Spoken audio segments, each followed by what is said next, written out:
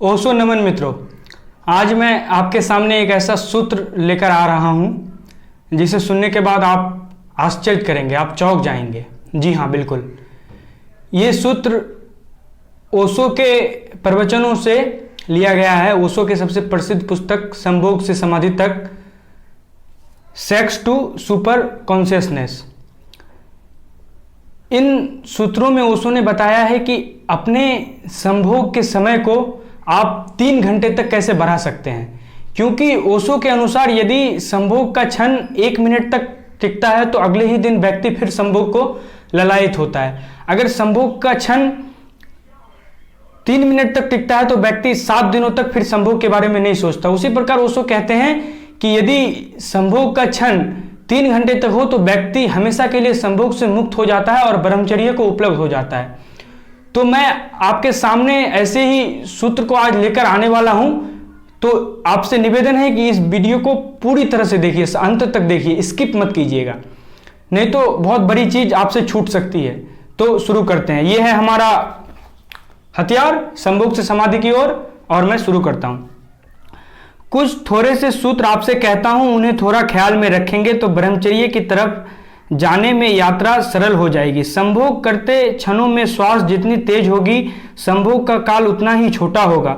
श्वास जितनी शांत और शिथिल होगी, संभोग का काल उतना ही लंबा हो जाएगा। अगर श्वास को बिल्कुल शिथिल रहने का थोड़ा सा अभ्यास किया जाए तो संभोग के क्षणों को कितना ही लंबा किया जा सकता है, और संभोग के क्षण जितने लंबे होंगे उतने संभोग के भीतर से समाधि का जो सूत्र मैंने आपसे कहा है, निरंकार भाव, ईगोलेसनेस और टाइमलेसनेस का अनुभव होना शुरू हो जाएगा। श्वास अत्यंत शिथिल होनी चाहिए। श्वास की शिथिल होते ही संभोग की गहराई, अर्थ और नए उद्घाटन शुरू हो जाएंगे। और दूसरी बात, संभोग के क्षण में ध्यान दोनों आंखों के बीच, जहां योग आज्ञा चक्र को बताता है, वहां अगर ध्यान हो तो संभोग की सीमा और समय 3 घंटों तक बढ़ाया जा सकता है, और एक व्यक्ति संभोग के लिए ब्रह्मचर्य में प्रतिष्ठित कर देगा, न केवल इस जन्म के लिए बल्कि अगले जन्म के लिए भी। जारी रखते हैं इसे।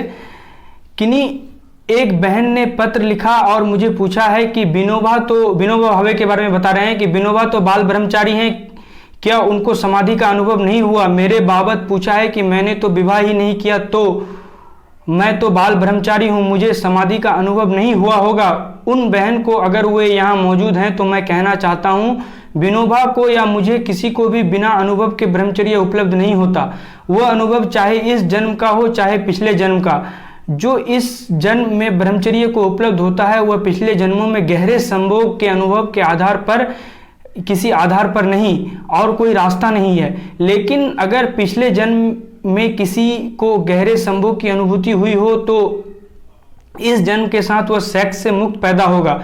उसकी कल्पना के मार्ग पर सेक्स कभी खराब ही नहीं हो सकता, और उसे हैरानी होगी दूसरे लोगों को देखकर कि यह क्या बात है, लोग क्यों पागल हैं, क्यों दीवाने हैं। उसे कठिनाई होगी यह जांच करने में कि कौन स्त्री है कौन पुरुष, इसका भी हिसाब रखने में, कोई फासला करने में कठिनाई होगी। लेकिन कोई अगर सोचता हो कि बिना गहरे अनुभव के कोई बाल ब्रह्मचारी हो सकता है तो बाल ब्रह्मचारी नहीं होगा, सिर्फ पागल हो जाएगा। लोग जबरदस्ती ब्रह्मचर्य थोपने की कोशिश करते हैं, वे सिर्फ विक्षिप्त होते हैं और कहीं नहीं पहुंचते।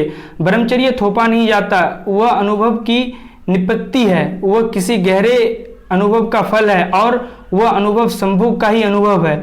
अगर वह अनुभव एक बार भी हो जाए तो अनंत जीवन की यात्रा सेक्स से मुक्त हो सकती है। 2 बातें मैंने कही, उस गहराई के लिए श्वास शिथिल हो, इतनी शिथिल हो जैसे चलती ही नहीं, और ध्यान सारा अटेंशन आज्ञा चक्र के पास हो, दोनों आंखों के बीच के बिंदु पर।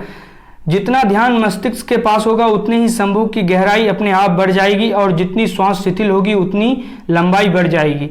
और आपको पहली दफा अनुभव होगा कि संभोग का आकर्षण नहीं है मनुष्य के मन में, मनुष्य के मन में समाधि का आकर्षण है। और एक बार उसकी झलक मिल जाए, वह जितनी बार बिजली चमक जाए और हमें दिखाई पड़ जाए कि अंधेरे में कि एक रास्ता क्या है, फिर हम रास्ते पर आगे निकल सकते हैं।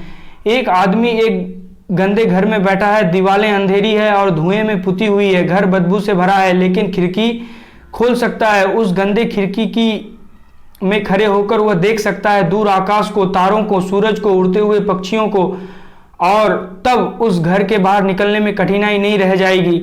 जिसे एक बार दिखाई पड़ गया कि बाहर निर्मल आकाश है, सूरज है, चांद है, तारे हैं, उड़ते हुए पक्षी हैं, हवाओं में झूमते हुए वृक्ष और फूलों की सुगंध है, मुक्ति है बाहर, वह फिर अंधेरी और धुएं से भरी हुई और सीलन और बदबू से भरी हुई कोठरियों में बैठने को राजी नहीं होगा।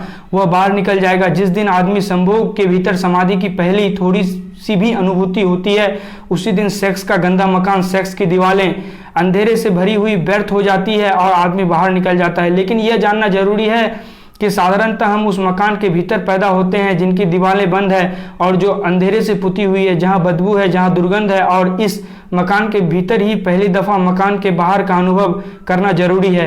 तभी हम बाहर जा सकते हैं और उस मकान को छोड़ सकते हैं। जिस आदमी ने खिड़की नहीं खोली उस मकान की और उसी मकान के कोने में आंख बंद करके बैठ गया, मैं इस गंदे मकान को नहीं देखूंगा, वह चाहे देखे या न चाहे वह गंदे मकान की ओर भीतर ही रहेगा।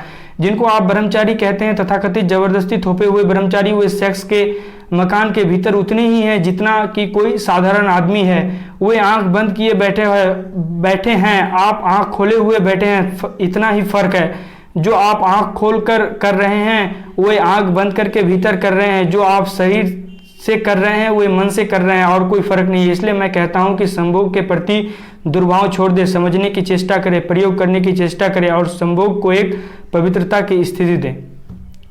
अब आपको समझ आई होगी। जो लोग ओशो को सेक्स गुरु कहते हैं उन्हें इस वीडियो के बाद अपनी औकात पता चली होगी। अगर आपको सेक्स से पार जाना है, संभोग से मुक्त होना है, तो आपको ओशो के शरण में आना ही होगा। अन्यंत्र दूसरा कोई उपाय नहीं है। मैं तो कभी कभी सोचता हूं कि अगर 14 साल की उम्र तक आते आते लड़कियों के सिलेबस में इस पुस्तक को ऐड कर दिया जाए, जोड़ दिया जाए संभोग से समाधि की ओर, तो भारत में बलात्कार नहीं होंगे, रेप्स नहीं होंगे, बिल्कुल नहीं होंगे। क्योंकि जब हम संभोग की पवित्रता को और उसकी ऊर्जा को समझ जाएंगे तो हम उसे चैनलाइज कर देंगे, रूपांतरित कर देंगे, हम उस गंदी लानियों में फिर नहीं भटकेंगे। इसलिए ओशो कहते हैं संभोग से समाधि की ओर। धन्यवाद।